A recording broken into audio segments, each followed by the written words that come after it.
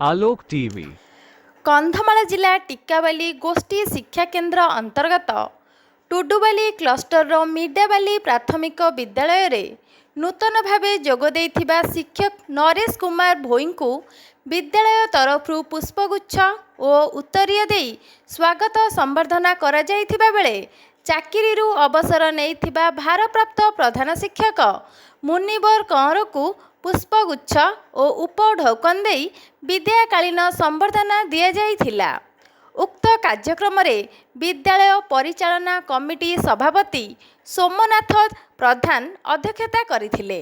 सेहीपरि टुडुबाली cluster तरफरु रिसिंगिया प्राथमिक विद्यालय ठारे सीआरसीसी ज्योत्स्नाराणी जेनांको उपस्थिति रे उभय शिक्षकों को वरिष्ठ शिक्षयित्री सूर्यवाणी त्रिपाठी और सुकेशिनी पात्र पुष्पगुच्छ और उपढौकन दे संबर्धित करथिबा बेले शिक्षयित्री नर्मदा साहू स्वागत संगीत परिवेषण करथिले।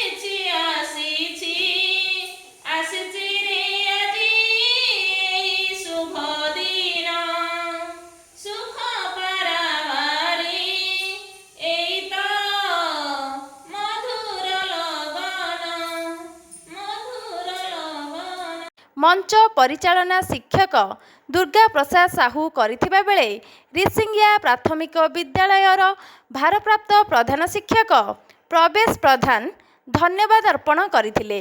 एही कार्यक्रम रे टुडुबाली क्लस्टर शिक्षक शिक्षयित्री माने उपस्थित रही सहयोग करथिले। ब्यूरो रिपोर्ट आलोक टीवी।